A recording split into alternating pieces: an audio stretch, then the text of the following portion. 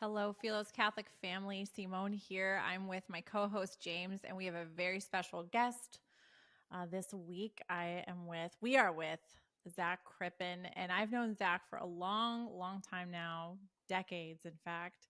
And this is a man who not only breathes with 2 lungs, but maybe 3 lungs, because he is a convert from the Protestant tradition to Roman Catholicism to now the Ruthenian Church, which is under the Byzantine Rite. So we are so excited to hear your story, Zac. We're going to let you introduce yourself, and James is going to lead this interview. But I just want to say that when you became a Catholic, I was obviously so very, very happy.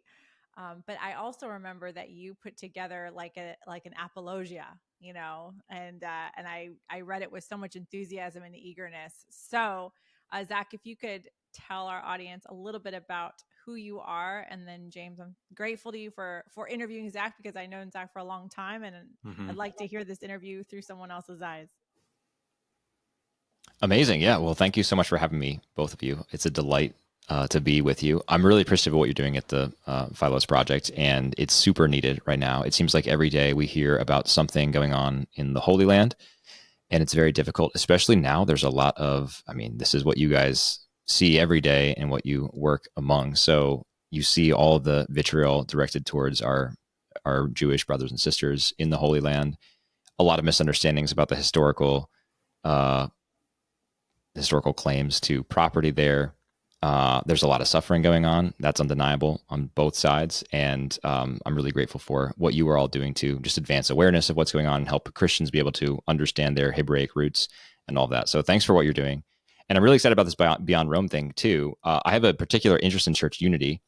In fact, as Simone mentioned, I am a convert from the Protestant tradition, which, by the way, for those who are listening who are in the Protestant tradition or perhaps are converts themselves, I think it bears mentioning that I bear no ill will to that tradition whatsoever. It really formed me.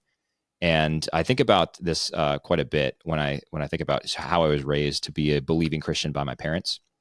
I went to college and sort of had a period where I, of course, had to figure out for myself what I believed. And so I went through this period of questioning where I've sometimes described myself as sort of a soft agnostic in college, but I think that's a pretty normal process for a young college student sort of encountering the world of ideas. Right. But Father Richard John Newhouse, after he converted to Catholicism from Lutheranism, wrote a great open letter to his Lutheran colleagues and friends in the pages of First Things.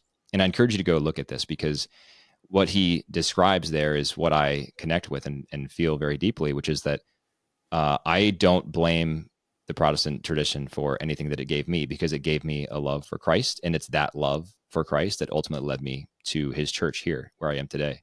And so we bear this very special kinship as Catholics with our separated brothers and sisters who are in the Protestant world. And I'm really grateful for the passion that they have for Jesus every day. And I really admire many of them who love Jesus even more than I do and are happier and holier than I am. So that's a wonderful gift to us Catholics to be able to sort of feed off of their love and enthusiasm for Jesus. Mm-hmm.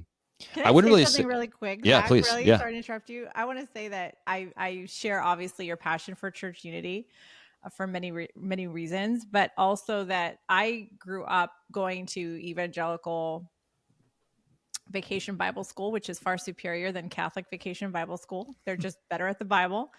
And the Catholics who read the scriptures in America read the scriptures. It became popular because of Protestants. That's right. And your dad is one of those people that led to my own reversion to the Catholic Church. So I just love the sentiment that you threw out there towards our brothers and sisters in Christ, regardless of Catholic or not, because I was given a love for Jesus in the Bible through an evangelical experience. So I just wanted to throw that in there. Yeah, no, it's fantastic. And you're right that Protestants have done so much to promote biblical literacy, and Catholics are behind the curve on coming out with all their study Bibles. Ascension now has this great Adventure Study Bible, which is great. Ignatius, with Scott Hahn and several other editors, have been compiling this Ignatius Study Bible that I think just this fall is finally being published in its entirety. It's been coming out sort of piecemeal for the last several years. But Protestants have been in this space for a long time. They've been in the ring creating all kinds of study Bibles. There are probably 3 dozen, like solid in terms of scholarship and the sort of heft behind them study Bibles that are out there on the market already. I actually still read my favorite study Bible that I've ever encountered to this day is the ESV study Bible published by Crossway. I read out of that every morning. This morning, it's just, you have to read it with just sort of a discerning eye, and you take their notes with a grain of salt, but the notes are very helpful. And so this morning, for example, I was looking at the lectionary for today in the Latin Rite, and the gospel reading is Matthew 16. And this is the passage where Jesus says, in response to Peter confessing, "You are the Christ," he says, "You are Peter, and on this rock I'll build my church." And the note there in the ESV study Bible is very interesting because they outline the sort of plausible arguments for what Jesus means by this, right? Is he saying the confession is the rock? Is he saying Peter is the rock, etc.? And they actually acknowledge that the strongest argument is that he's saying Peter is the rock, which is like, oh, that's interesting as a Catholic reading this in my Protestant study Bible. However, then they go on and say, well, but that doesn't mean that he has any sort of special claim to authority, or he doesn't, sit in a special chair. But all that to say, I still to this day, every morning when I read that Bible, I experience the riches of the Protestant tradition in that way, and I have great respect for it. As Simone mentioned, I am officially now a Byzantine Catholic in the Ruthenian Church. And that's just like very late breaking. As of a few weeks ago, our transfer was officially approved. I would not describe this as a conversion. I would describe this as sort of, learning how to breathe with another lung, in the words of John Paul II. Yes, wrong word. My apologies. Wrong. No. I think, but I think it's, it's certainly semantics, but I also think it just matters in the way that we think about this, because there was no intellectual conversion on my part. It wasn't that I came to this understanding like, oh my goodness, the Byzantine Church is true. No, the Catholic Church is true, and we're all part of this one holy Catholic and Apostolic Church. And so there was no intellectual conversion necessary. I can talk about sort of the reasons that my wife and I decided to become officially Ruthenian in the Byzantine Rite, and we're very grateful for it. And it's been such a blessing in our lives. But we are Catholic through and through, and we'll never abandon the Catholic Church. I mean, we're here to stay, and just really delighted with what we have found in the Byzantine tradition. Yeah. Well, why don't you hop into some of those points? Because I'd love to hear, as a Roman Latin Rite Catholic, what drew you and your wife to the Ruthenian Byzantine Church? Yeah, for sure. I will also say at the outset, I am a baby Byzantine. And so, there are, I'm sure many people, you guys just had Father Hezekiah Carnazzo on the podcast, I think, right? Yeah. And so he's an expert, in a true way. And I really admire Father Hezekiah, and I've benefited from his teaching. And so I do not at all profess to be an expert on anything Byzantine. Like I said, I'm very much a baby Byzantine. All I can share is my personal journey and the things that I've experienced and learned along the way. And I'm certainly happy to share those, but nothing that I say is to be held as definitive in any respect. And I welcome fraternal correction from any of your listeners who want to do so. Well, so I'm kind of curious too. Sorry to interrupt again, but I'm James and I are still figuring out how to co-host, mainly because I talk a lot. But why not Orthodoxy? Why Catholicism from the outset? If you want to address that at some point, I'd love to know that as well. Yeah, for sure. I mean, I can address that right now because I think that's a very important question. Well, like I said, I have always been very motivated by church unity. And in fact, Simone, I don't even know if we've talked about this exactly, but the sort of where I trace the beginnings of my journey to the Catholic Church are, I guess there are many, and there's not a single beginning. But the point at which the seed was most cogently formulated in my soul, I think, was when I read a book called Surprised by Hope that's by an Anglican bishop named N.T. Wright.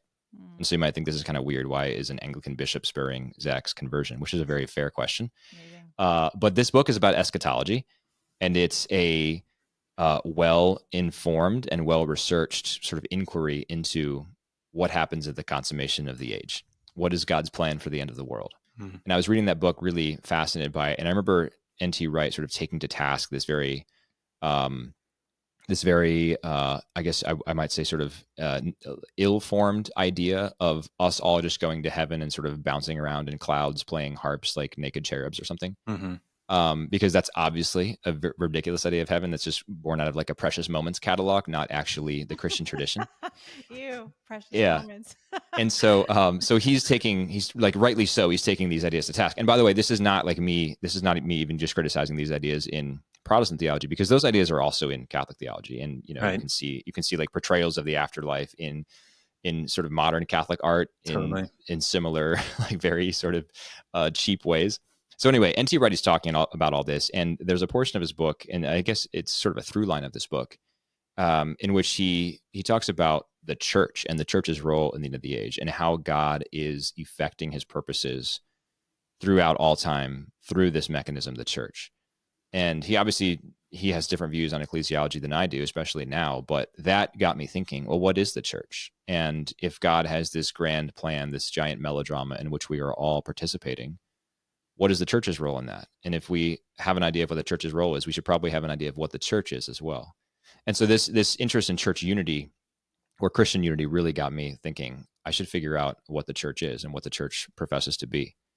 Now, even long before I was a Byzantine Catholic, I viewed the Orthodox, as I think every Catholic should, as like very, very close siblings, right? Yep. Mm-hmm. And this is evident in the language of John Paul II. I mean, when John Paul II talked about both lungs, he wasn't talking about the Latin Rite Catholics and the Eastern Rite Catholics. He was talking about the great Western and Eastern traditions of the church, Right.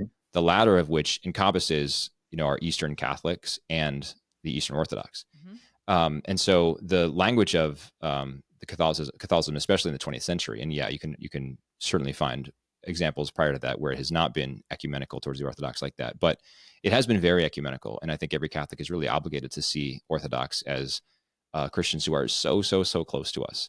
They obviously have a different spirituality, and it's a robust, it's a valuable, it's an important spirituality. It's one that the Byzantines share, which is exciting.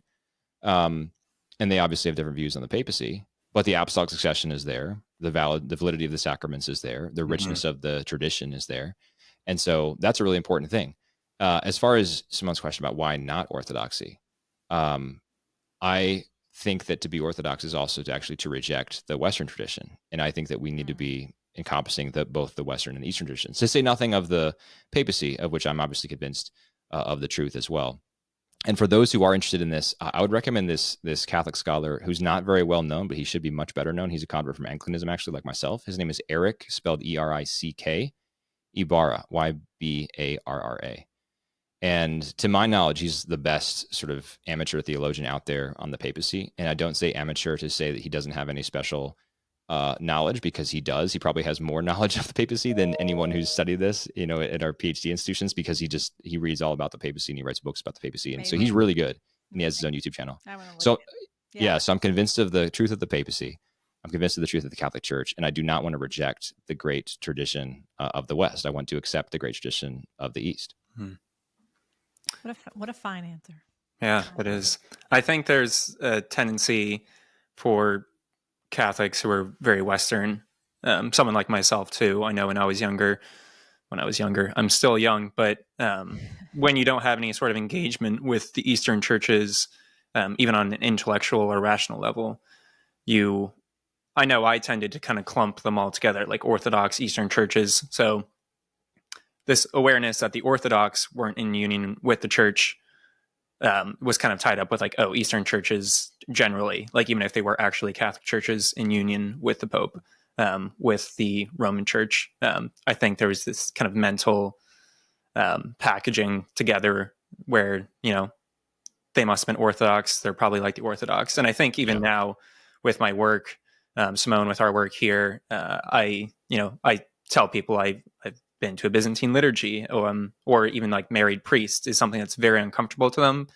But this is this great, rich tradition, this tapestry within the universal Catholic Church.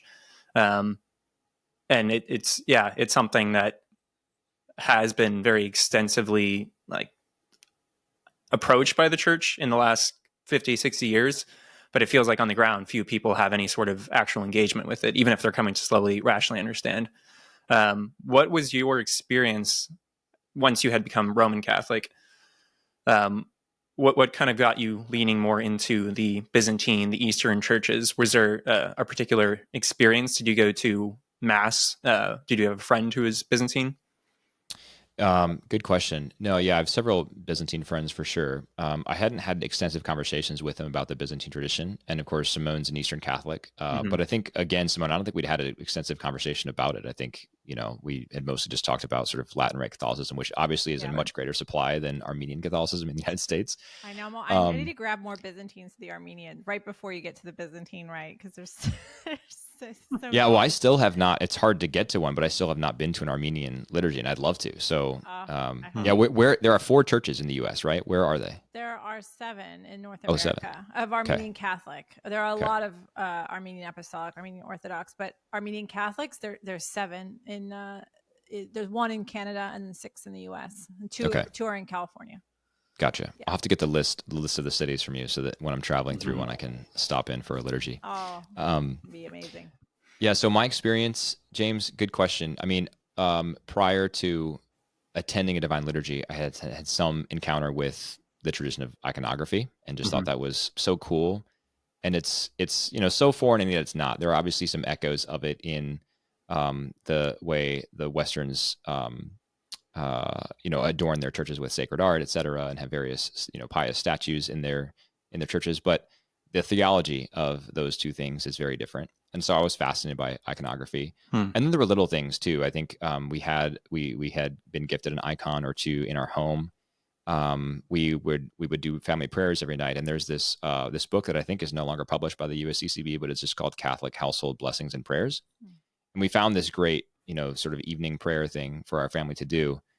And then we would just go through it every night and do these prayers. And then one day we noticed at the very bottom, it said this was actually a Byzantine prayer service. And we're like, well, that's kind of cool. And so we ended up moving in 2021 to a place that had a Byzantine church. It was Ruthenian. And we thought, well, I mean, this is kind of our chance. We've never been to divine liturgy. Let's go check it out. And so we go there and we attend this divine liturgy on a Sunday morning. And it just sort of blows our minds. I mean, it's just, this particular church, if listeners are in the Chicago area, I encourage you to check this out. It's in Homer Glen, Illinois, southwest of the city. And it's called Annunciation of our Lord, Byzantine Catholic Church, I think. Or Annunciation of Mary, the Mother of God, I think is what it's called. Byzantine Catholic Church. I should know this. Something Marian. This is my home church. We just call it Annunciation, but if you search Annunciation Byzantine Catholic Church, you'll find it in Homer Glen. But the priest there, Father Thomas Loya, is also an iconographer, so he personally has adorned every square inch of the walls and ceiling of the church with icons. So just going in, it's a very incredible experience. It feels like you've entered into something that is totally different. And then we experience the divine liturgy, and it's just very unlike Mass. Obviously, the sacraments are real, so it is like Mass, and that ontologically it is like Mass, but experientially, aesthetically, it's very different from a Latin Rite Mass. And so that was just really, really cool. We all got back in the car after we said hi and met some people there, and I remember turning around and talking to my kids in the back and my wife in the passenger seat and saying, so what do we all think? And everyone loved it. So we thought, okay, I think we might've just found our church. And Simone, I don't know if you remember, I think I texted you like that day or the next day. And so like, we just went to our first divine liturgy. I was so happy. Yeah.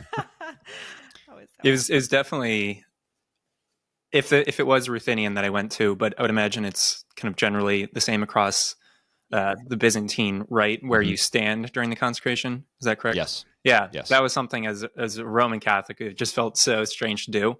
Yes. I'm sure you had that experience too within like the first divine liturgy you went to, where there's so many similarities, but it almost makes the differences more jarring. And that it's not a bad thing, but it's definitely this like, wow, you just break out of this like making the small T traditions such a big deal. And I think that's something, I mean, I have an experience of that being in a very tight-knit Roman Catholic community where we can definitely make a bigger deal out of these things, and they're beautiful because they are our tradition. But within, Catholicism, big T tradition, the dogmas, all of that, it's beautiful to actually have an experience of the small T traditions. And again, the whole tapestry of the faith within it. Something I always find interesting is having engaged with Protestants. I'm a Creedal Catholic, and it wasn't until after college, during college, I started to have more engagement with Protestants. How would you argue with like diversity and unity among Protestants? How does that change with this diversity and unity within the church? Because I've always thought the Eastern rites, the Eastern churches, having those kind of incorporated more into the Catholic I guess, mindset, the Catholic life, brings out this diversity that most people don't realize the church has. So I've always found, like, as a Protestant, you have these diverse churches, but there's this lack of unity that exists. Was that something that drew you to Catholicism, that unity, and then discovering that diversity, or was it just generally following the truth, new house? Was there anything there for that? Yeah, I maybe have a few comments here, and you can tell me if it answers your question. I think that when I started thinking about church unity, I thought, okay, if I'm going to find the church or understand what the church is, one mark of the church will be that the church is actually united. Mm-hmm. Now that sounds like maybe a little bit tautological, perhaps a bit reductionistic, but I think that actually is true. Like the church that is the true church should be actually one church, and that's quite evidently not the case with many of your options out there. It seems like every year now there's some news of some like mainline Protestant denomination that's fracturing again. I think the Methodists just did. Yeah. Growing up as an Anglican, my formative years in high school were literally living through a parish split, and the parish split was over a couple things. There was some sort of leadership issues on the pastor's side, but then there was also the broader issue in the Episcopal Church over ordaining a bishop who was leading an openly homosexual lifestyle. Mm-hmm. And so I just watched the entire Episcopal Church in the United States fracture and split, and that split was just a symptom of what was happening in the broader Anglican communion. So the Anglican communion to this day is going through a quite significant rupture. And so this happens time and time again. And there's not really a Protestant denomination that is marked by this global unity that is both global and enduring. So I really think the only possible claimants to that title would be the Orthodox and the Catholic churches. Yeah. As far as your point about sort of diversity in the Catholic Church, I mean, I think diversity is a good thing. And we see this, in Paul's writings, for example, where he's talking about, everyone having their own gifts, or we see this in Jesus quite clearly opening up the kingdom of God to the Gentiles. There's clearly a diversity in the kingdom of God. Right. I think the Anglican saying has been sort of diversity or unity in essentials and diversity in non-essentials, which I think everyone can get behind. The problem is if there's no teaching authority to actually tell you what the essentials are, no one's going to agree on what the essentials are that they need to be united on. Yeah. And so the fact that the Catholic Church does have this hermeneutic of authority that it can rely on to tell us what are the things we need to be united on is a big difference maker. Yeah. Even within the rites, this is something I was talking about with Simone after our episode with Nicole Delaney on the Eastern churches from a more legal or because she's a canon lawyer. She's a canon lawyer, yeah. So I she's listened to that about episode, yeah. But something I mentioned to Simone was even getting into our Hebraic roots was even churches physically, the way they're built is based on the Jewish temple. It's built off that, but the Jewish temple is ordered towards creation. Like when God is telling the Israelites how to build a temple, it's all very evocative of creation, the garden.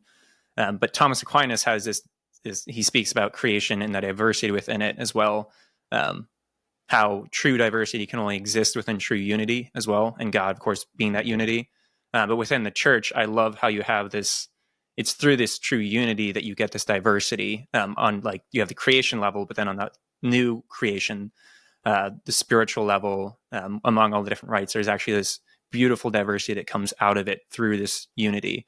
And that diversity would kind of just fall into, I don't know, some sort of anarchism if it wasn't for this unity that kind of held all these diverse groups, these local churches together. And they can really only exist and flourish through time as well if they have that singular source as well, which I think is beautiful. But that's a point that kind of popped into my head after the Nicole Delaney discussion as well. I had a similar experience as yours, Zach. Not exactly, but related. That I didn't want to become a Catholic. I was kind of done with it, and really, really, my heart wanted to be Reformed Baptist or Orthodox. That doesn't make any sense. But those were my, like, I'm going to go one or the other. No, I actually just a quick pause. I do think that actually makes sense. Like, if I was not convinced about the validity of the sacraments and the teaching authority of the magisterium and apostolic succession, if I was not convinced by those three things, I probably would be some brand of Reformed Protestant, because I actually think it's a very coherent soteriology. I think it makes sense. There's a lot of scholarship, and they have a pretty rich tradition given how young that tradition is. And so, even though that tradition is young, they also lean on a lot of the fathers. Like they build a lot of their soteriology around Augustine, for example. Yeah. So I actually don't think that's as crazy as it might sound at first glance. Great. Well, I feel better about it now. I mean, it was like a crisis, but I think what I in the grand scheme of like all the kind of all these different fracturing in the Protestant world, I just thought, if Christ is true, if Jesus is God, I can't possibly imagine that he would make it so hard for me to figure out the theology, and I can't become a theologian. So there just has to be a better method, and the church as guarantor of the truth, I think made the most logical sense to me. Otherwise, I was just kind of losing my mind trying to figure it out on my own, and that was for me the thing, like you were saying, there has to be like an authority and a guardianship of it, because I simply can't possibly be expected to figure it out on my own. Mm-hmm. And nobody seems to be doing. I think that's right. But I have a Persian friend who's a convert actually from Islam. That's the true use of the word conversion, because it was from a totally different other religion. Yeah, that's right. And his dad said to him, and this his nominally Muslim dad said, listen, if Christianity is true, then there really would only be one church, and look at all the other churches out there. And he's like, all right. And that was for him another sign of becoming a Catholic Christian. Yeah. So Zac, you are at Hallow, correct? I am. Yep. Yeah. I'm interested. Hallow has become huge these days. Within Hallow itself, the people working there is being Byzantine, or just being non-Latin, is that unique, or does Hallow tend to actually have a pretty good diversity, I guess, or does it? Are you kind of singled out like, oh, Zac's our Byzantine guy? Token Eastern Catholic. Yeah, I mean, I think so. No, there's another Hallow chap who attends. He's not officially Byzantine, but he attends a Melkite liturgy regularly. So he and I are kind of the token Byzantines. But I would say, that's certainly not a fault of Hallow, because I would say that's roughly representative of the Catholic Church in America. It's, as you were saying before, James, many people don't even know about these traditions that exist in Catholicism. I mean, our pastor, Father Loya at Annunciation, he jokes about how people will be like, oh, you're the pastor of that. That's a church? I thought that was a mosque, because it has the very distinctive Byzantine architectural style on the outside, and it does not look like what you expect a Christian church to look like. Where do you think they got the idea from, by the way? Exactly. Yeah. Exactly. Yeah. So no, I think having two Byzantines on staff at Hallow is actually probably higher than we're probably overrepresented on the staff of Hallow compared to the rest of the U.S. Catholic population. That's what my former priest boss told me when I taught high school. He's like, there are a lot of Eastern Catholics teaching at this high school. There's way too much Eastern overrepresentation. Yeah. Spoken like a true Roman Catholic priest. But Zac, also, I have to give a shout out because I love your podcast, Zac. I love your podcast. Thank you. So everybody we'll link it to the show notes. But what's the name of the podcast? It's called Creedal. So I initially named it Creedal Catholic, and it was a dumb play on words, because it was like, I'm not a cradle Catholic, I'm a Creedal Catholic, because I embrace the creeds. Yeah. And then that was just kind of a mouthful, and every time I introduced an episode, I would trip over my words. So I just said Creedal, and so now it's just Creedal, and now no one really knows the context of that word. But it's called Creedal, Creedal. Awesome. And I'm glad that Simone enjoys it. My production tempo has gone way down as we've had more kids, and life at Hallow has gotten busy. So I try to release an episode, every month or so, but the production tempo has certainly slowed. Well, you have a lot of good podcasts that everybody can catch up to. I mean, I really do genuinely love Creedal. Thank you. I appreciate it. Yeah. Simone, that's all I've got. Do you have any final questions for Zac? I mean, we try to keep these episodes about 30 minutes, but Zac, is there anything like any final thoughts or comments on, because part of the mission of this podcast of Beyond Rome is not just to expose Roman Catholics to the Eastern churches, but also to help them breathe with both lungs. I was just talking to a Maronite girl who's based in Lebanon, who's trying to bring TOB, theology of the body, to, Arabic speaking women and men, and not just in Lebanon, but in the Near East. And we were just talking about how important it is for the West to be enriched by the East. And so, of course, she's being enriched by the West because of all of the resources and the money that we have, to be able to produce so much content, like your podcast, Ascension Press, like all the different things that we offer in the West. Those are very different categories of existence, by the way. I mean, there's one is at a very different level than the other.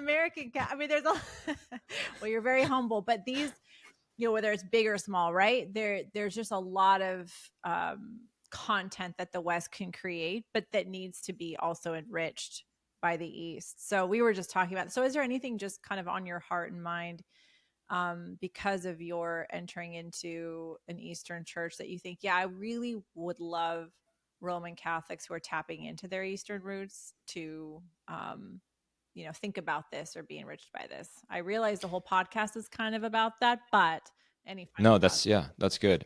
I mean, I didn't really talk at length, and I won't talk at length since we're about out of time, about my sort of reasons for officially transferring, but it may be worth touching on a few of those at least. One of them is, so my wife and I have 5 children now, and because we try to be good Catholics, we really believe in the power of the sacraments and the efficacy of God's grace through them.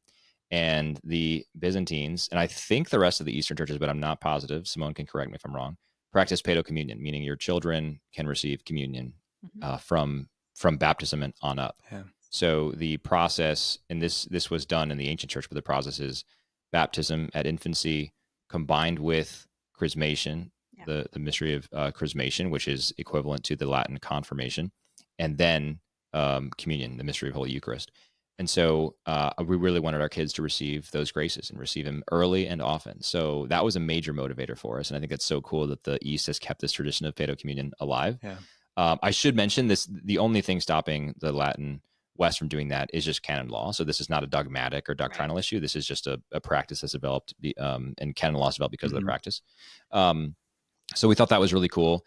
The second thing that I already touched on was just the experience of the Divine Liturgy. I think one thing that I really appreciate about the Divine Liturgy is that it is so experiential. It is very difficult to just be a fly on the wall in Divine Liturgy because you are literally singing for half of it. Yeah. And as you already pointed out, James, you're standing for a lot of it. So like when we bring guests, they'll often just, get, especially if they're non-Catholic, they'll just get tired and sit down because you're standing on your feet for a lot of it. There are so many metanies where you bow down and pretend to pick dust up off the ground and then, cross yourself. So there's just so much movement. There's so much active participation. We really like that experiential part of the faith because we're incarnational. So there's certainly those, there's some experiential things in a Latin Mass as well. This is not a total differentiator, but I think the experiential part comes through more strongly. There's the aesthetic part as well of the Divine Liturgy, especially if you're celebrating it in a church that is covered floor to ceiling in icons and iconography. There's so much symbolism that's going on throughout, and it's just really, really, really full of richness. There's also just the disciplines of the church. So now that I am a Byzantine Catholic, I'm not sure what your situation is as an Armenian, Simone, but the fasting periods are more strict than the Latins. At the same time, though, the emphasis is less on sort of rigidity of that and more about God wants to be near us. So we take on these extra penances as we can, when we can. But if we can't, God is merciful and just and loves us anyway. So I found that helpful for my personal piety to just be asked to do more. I have frequently, privately and publicly, been critical of the USCCB for just abrogating all of the requirements that we used to have. Like, we can ask Christians to do more than what we do, but we frequently just say like, oh, it's pretty hard to give up meat on Friday. So let's just say they can do that if they want, or they can just, I don't know, like go to bed 30 minutes early, like take on an equivalent penance. And it's like, no, we should actually still be asked to do hard things. Yeah. And so I think all those things, there are additional reasons as well, but I'll stop there. I can actually also add, so I think the takeaway from that comment should just be, you should go to a Divine Liturgy. There are lots of Byzantine churches in the US. Most of them are very, very small.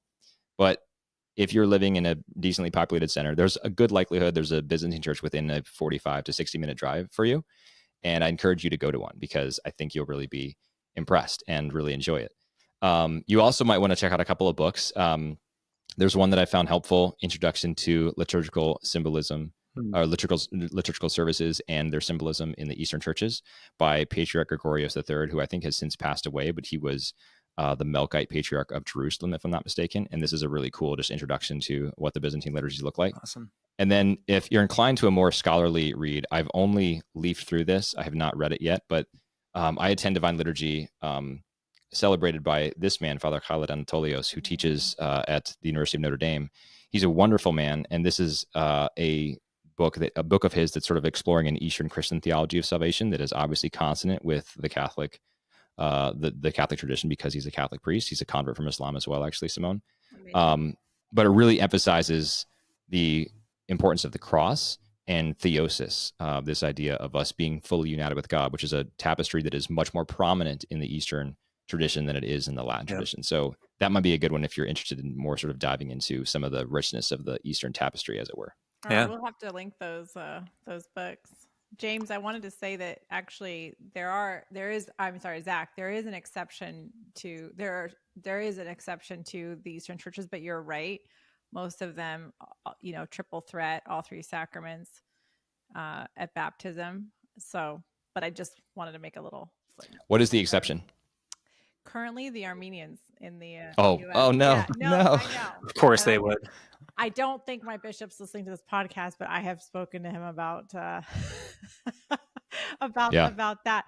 But again, because things are different, not just in churches, but also in countries, that is something that is that could change. But when I've spoken to Easterns about this, though, they do tend to get a little bit worked up about the sort of Latinization of things now, and I think a lot of those types of moves are because of some level of Latinization.